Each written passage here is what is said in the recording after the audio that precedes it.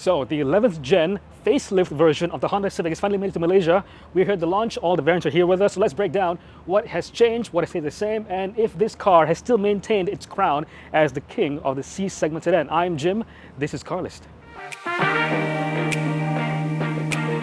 This 11th generation Civic is actually in its 4th production year, believe it or not, or about halfway through the expected life cycle. So, perfect time for a facelift, right?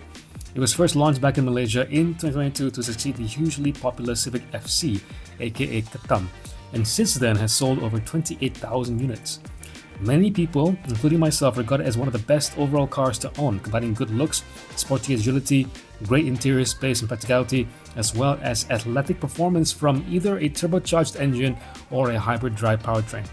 And why am I even going over this? You guys already know everything there is to know about the Civic at this point. Okay, bad news first. Price increases. Actually, it wasn't as bad as I thought it would be.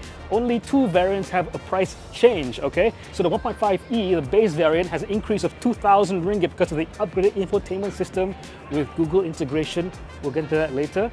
But the RS Petrol is 2,000 ringgit cheaper.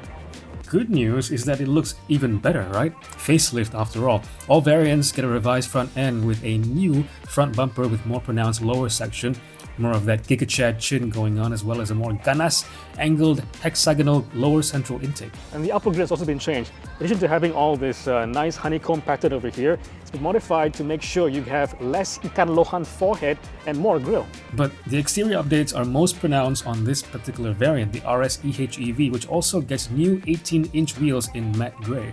Engines, no changes to the powertrains at all. Not a bad thing in my book, because all petrol variants still use the 1.5 litre VTEC turbo and CVT combo, 182 PS and 240 Nm of torque to the front wheels. The EHEV pula delivers more fuel economy and more power by using a 2-litre Atkinson cycle 4-cylinder NA engine to power the electric motor that sends 184 PS and 315 Nm of torque to the front wheels as well. Suspension, the same setup with McPherson's up front, multi-link at the rear.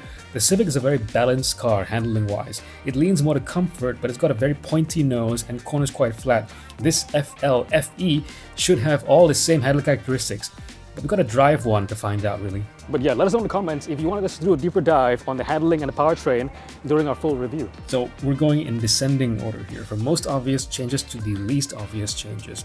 The interior is still excellent, but you're not going to notice much difference between the facelift and the pre-facelift.